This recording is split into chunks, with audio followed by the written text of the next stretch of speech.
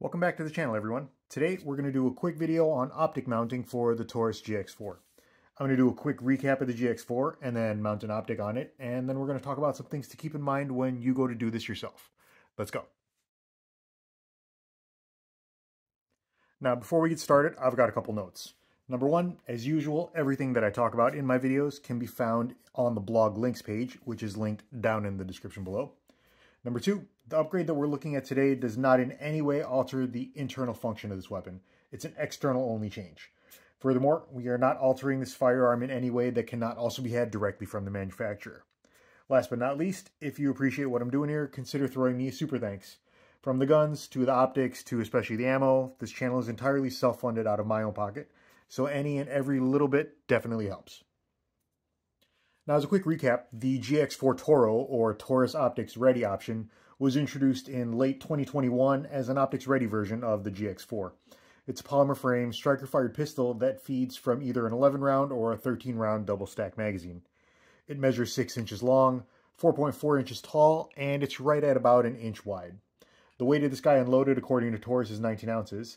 It's got a 3.1-inch barrel with a 1 in 10 twist rate, and MSRP for this T.O.R.O model is $468, but you can find it for around $350, sometimes less than that. Now, being an optics ready model, the most distinguishing feature of the GX4 T.O.R.O is that optic cut. One of the first things to notice is that the factory sights are retained back here, even with an optic mounted, which is good for people like me who want to co-witness an iron sight with that optic. The optic cut itself looks to be nice and reasonably deep, which puts the optic nice and low and reduces the mechanical offset between the dot and the center of the barrel bore.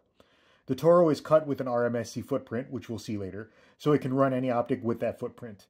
One cool feature that I think is worth it to note is that the two rear locating posts of that footprint are removable, which allows mounting of optics like the Holosun 407K as well. Again, that's something that we'll take a look at in just a second.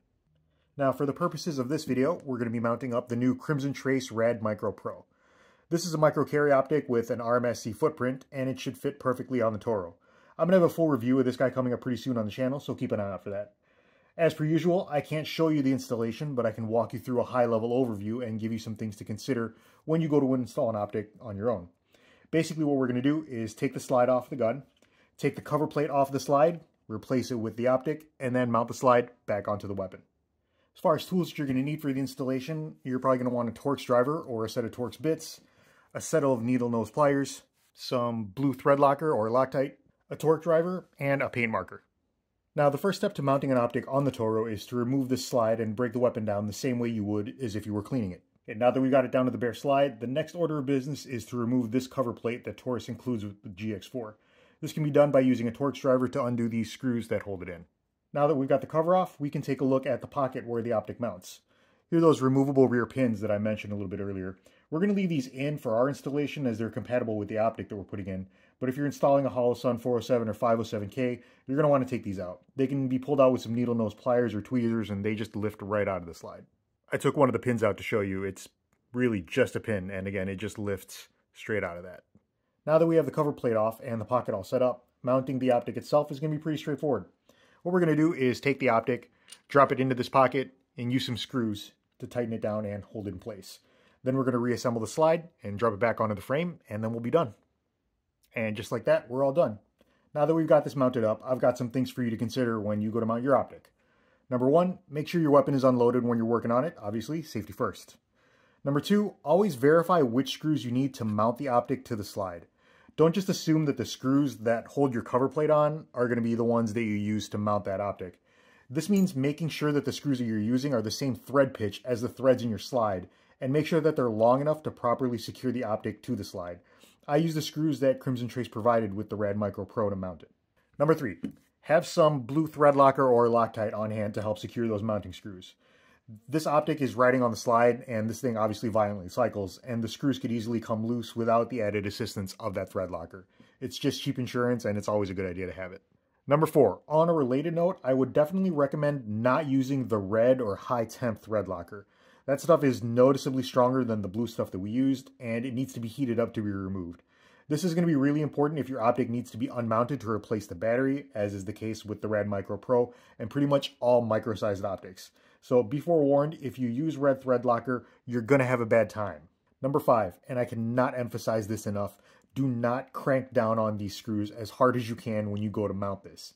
If you do this, you can damage the screws, you can strip them out, or at the very least, you can make your life very difficult for yourself when you need to remove this optic to replace the battery. Use a good torque driver and always follow the recommended torque specs for the optic. Now, that being said, I couldn't find any torque specs from Crimson Trace about this, so I torqued these screws down to 18 inch-pounds, and it's been rock solid for me the entire time. Last but certainly not least, it can be very helpful to make some small witness marks on the screws from the screw across to the body of the optic with like a paint marker here, so that you've got a quick visual reference to see if the screws are rotating or starting to back out and come loose. Now, after you've mounted and torqued everything down, don't forget to go zero your optic. Read your manual on how to dial an adjustment, and then take it to a range and zero it according to those instructions. As I always like to say, there are very few things as useless in life as a weapon with sights that don't work. It'll also give you a chance to get in some trigger time and practice with the optic. If this is your first pistol-mounted optic, it might take some time getting used to presenting the gun so the dot appears in your field of view, and this is a great time to practice that. Now, next time on the channel, we're going to be taking a look at mounting an optic onto the other Micro 9 test gun, the Hellcat. If that's something that interests you, make sure that you're subscribed and you've got that bell rung. If you know someone with a GX4 and they're looking to mount an optic to it, go ahead and share them this video because it really helps me out with that algorithm. Throw me a like or throw me a comment if you appreciate what I'm doing. And again, if you really appreciate what I'm doing, think about throwing me a super thanks. That's all I've got for you this time. So until next time, stay safe.